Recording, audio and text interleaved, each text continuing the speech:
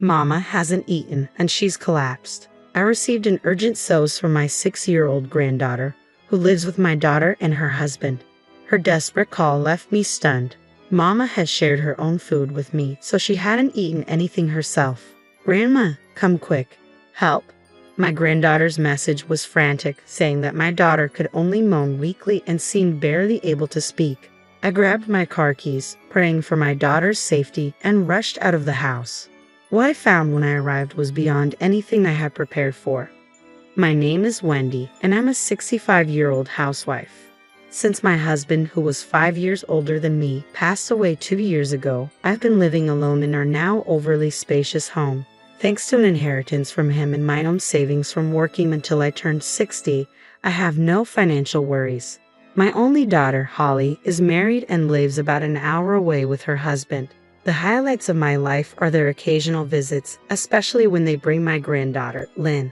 After Holly graduated from university, she moved to Paris to pursue a career fueled by her passion for the French language. There she met Ted, who was working for an international company. They married and eventually returned to the United States. Once back, Holly chose to become a full-time homemaker to support Ted, and soon after, they welcomed their daughter, Lynn. Ted graduated from a prestigious university and now works for a leading tire company, which gives him an elite status, though he has faced many challenges along the way. His father struggled with job stability, frequently changing positions, which put a strain on their finances. Ted's mother worked part-time but didn't contribute significantly to the household income. Holly mentioned this hesitantly, suggesting that Ted's parents had unconventional approaches to work. Despite this, Ted was determined to improve his circumstances. He pursued his education with dedication, earning scholarships and working part-time to support himself. His hard work has earned him Holly's deep respect. Ted is committed to ensuring that Lynn doesn't face the same struggles he did. He is determined to save money and provide her with the freedom to choose her own path. She described him as a warm-hearted person. While it might seem self-serving to praise my own daughter, Holly truly is bright and kind-hearted. She has a good relationship with Ted, even though his parents are somewhat unconventional. Lynn has been growing up happily, and I had no cause for concern. However, there was a moment when I sensed something was wrong with Holly. It was when Lynn was 4 years old. During one of their visits, Holly appeared unusually drained. I asked, "What's wrong? You look pale. Are you feeling unwell, or is something bothering you?" "Well, there's a small concern," Holly admitted. She had been sending $700 a month to Ted's financially struggling parents, but they had recently asked for more without Ted knowing. It turns out my father-in-law had quit his job again. "That's troubling. It's challenging for just you and Ted to bear this burden," I said. Holly wanted to save money for Lynn's future, but it was becoming difficult with the ongoing financial support for her in-laws. She considered getting a job, but Ted had told her, "I often go on business trips, so I prefer you stay with Lynn. I want to support my parents since they're family, but I'm worried about how long we can sustain this situation." Hearing this, I felt uneasy and somewhat doubtful. I considered how I might assist and shared my idea with Ted.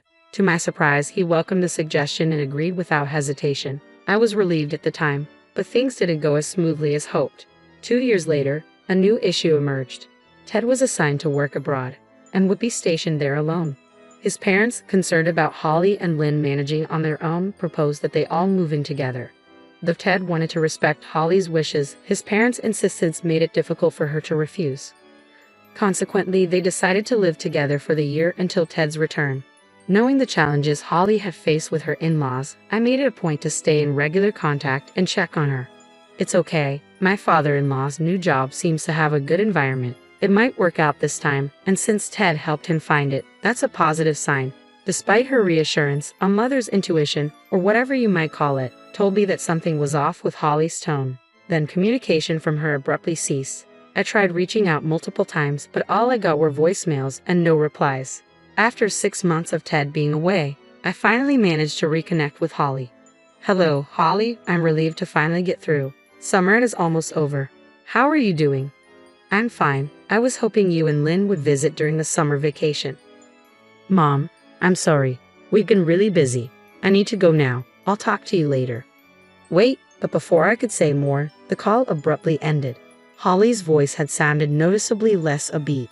"What's going on, Holly? I haven't seen you in over 6 months. Are you both really okay?" My anxiety grew, and I realized I couldn't wait any longer. Just then, an unexpected call came through from Holly's phone. Mom doesn't have any food and she's collapsed. The distressed voice of my granddaughter, Lynn, came through the line. Lynn, what's happening? I asked urgently. Mom gave her food to me, so she hasn't eaten anything. Grandma, please come help us. From the tearful voice on the phone, I could tell Holly was exhausted and struggling to communicate. Are there any adults around, like Grandpa or Grandma? If they find out I called, I'll be in trouble, Lynn said. That's when I recalled what Holly had mentioned. She had taught Lynn how to use her cell phone and delete the call history, so Lynn could expose the situation to Holly's in-laws if needed.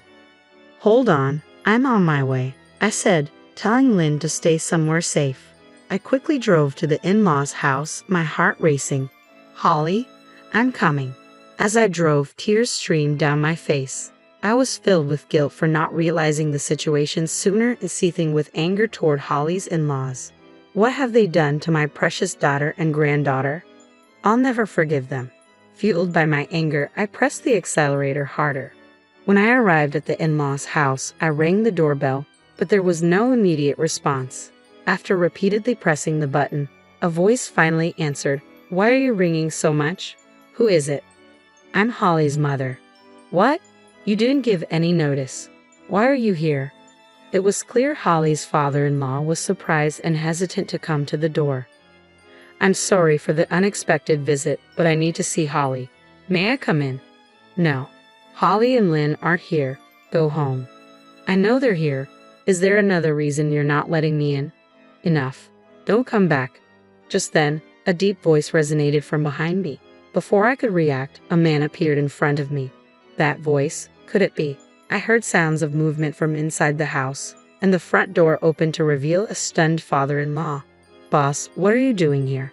The man was the CEO of the company where Holly's father-in-law worked. After learning about the in-laws' financial demands from Holly, I had taken action discreetly. Without informing Holly, I reached out to Ted and introduced him to a company run by an old friend of mine. I wanted Holly's father-in-law to find employment there and achieve financial independence. The CEO, understating my requests, hired him under favorable conditions. To avoid any gratitude, I kept my connection with the CEO confidential, asking both Ted and the CEO to do the same. Sensing something was wrong after the earlier call, I contacted the CEO, and we rushed over together. The CEO said, I'm here to speak with you.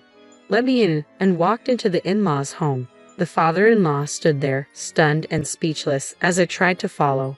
Holly's mother-in-law emerged from a room and blocked my path. You have no right to come in. The CEO quickly countered, No, she's with me. The in-laws appeared visibly shaken and terrified. Grandma, over here. Help Mommy, Lynn's voice called out urgently. At that moment, Lynn rushed over and tugged at my hand. Lynn, you become so skinny. I noticed that my granddaughter looked much more gaunt than the last time I had seen her. Before I could voice my concern, Lynn urgently guided me towards the back of the house, leading me to a storage room under the stairs. Holly, in a place like this? I quickly opened the door and gasped in shock and sorrow. There inside the dimly lit room was my emaciated daughter, Holly.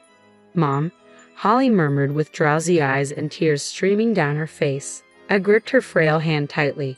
I'm so relieved you're okay. Lynn told me you'd collapsed. We need to get you to a doctor right away. As I gently tried to lift Holly, the CEO stepped in to help. She doesn't need to see a doctor. Given her condition, are you really sure about that? We haven't done anything wrong, I responded, concerned. Liars, Mom always worked hard while you both just relaxed. You only gave her a small amount of food, and she even gave her own portion to me. From a recent call with my granddaughter, I learned that since moving in together, Holly had been forced to handle all the household chores from morning till night, like a servant.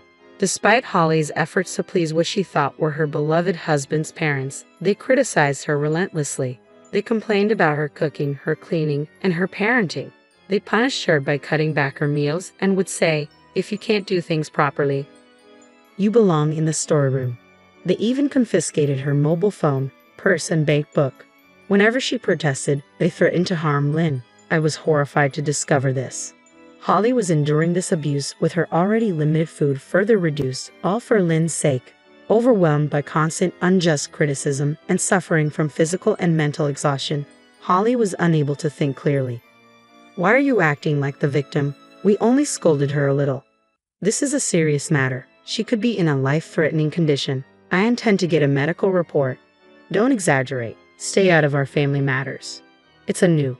Holly is my cherished daughter, and so is Lynn. I can forgive you for what you've done to them." At that moment, Holly, clearly exhausted, suddenly broke down in tears. "Mom, please stop. I'm afraid Ted will hate me." "Holly, did he say something to you?" "He said he'd leave me and stop providing financial support." "That's strange. I just spoke with Ted, and he mentioned that he's been sending $3,500 every month." At this revelation, the defiant expressions of my in-laws shifted to visible anxiety. "It looks like you've been keeping the money Ted sent Holly for yourselves. You've been deceiving everyone. Does this mean the rumor about Ted having another girlfriend is also false? How could you drive Holly to this point? I will never forgive you for this." At that moment, the sound of the ambulance sirens approached, and the CEO went outside to direct the paramedics. As soon as he was out of sight, my father-in-law's demeanor shifted dramatically, and he gave me a cold, piercing stare. "It's our son's money. Naturally, we have the right to use it. There's no reason for us to give it to a daughter-in-law like you. If you can't accept that, you should take the child and leave." "So, this is why you've been harassing me almost every day, isn't it?" "Did you hear that, Ted?" I spoke into my smartphone. I was on a call with Holly's husband, Ted, and relaying every word his parents were saying. "What are you talking about?" I turned the smartphone screen towards the in-laws with the speakerphone on. "I will never forgive you for what you've done to my beloved family, my wife and child. I'm cutting off all support from now on." Ted's voice was filled with anger, and his parents could only tremble in response. My father-in-law bowed deeply towards the phone. "Ted, I'm so sorry. We needed the money and didn't mean any harm. This isn't a joke. I'll be home soon, so be prepared." The CEO, returning with the paramedics, added sternly, "There's no point in keeping such a ruthless man employed. I brought him in for Wendy's sake, but he's been a disappointment." Upon hearing this, the in-laws immediately shifted their demeanor, bowing and apologizing profusely to me. "We apologize for how we've treated Holly. We're struggling financially and desperately need your help. Could you please talk to Ted and the CEO on our behalf?" "You must be joking. How can I forgive you? I'm reporting everything to the police." As I watched the paramedics carefully place Holly onto a stretcher, I offered a reassuring smile to my granddaughter. "Lynn, you did wonderfully. You saved your mom. We'll go to the hospital now, and then we can rest at Grandma's house." "Thank you, Grandma." At the hospital, both my daughter and granddaughter were diagnosed with malnutrition. Lynn was discharged the same day, but Holly, deeply traumatized, needed to be hospitalized for further treatment. Ted returned briefly to be with his wife and daughter, and his presence helped restore Lynn's smile and brought signs of recovery to Holly. I felt a profound sense of relief. As for the in-laws, they faced legal consequences after a thorough police investigation. The CEO had recorded their actions, which confirmed severe abuse. Since their home was rented, they were evicted, and a claim for $47,000 was filed, $30,000 for embezzlement, and $17,000 for damages. Thanks to my connections with the CEO and reliable childhood friends, the in-laws will be required to repay the amount by working at a specific factory after their prison term. For now, the three of us are enjoying a peaceful time together, eagerly awaiting Ted's return. Once he's back, we plan to move in together at my place. I'm looking forward to a brighter future, supporting my daughter and son-in-law, and cherishing the joyful moments with my granddaughter.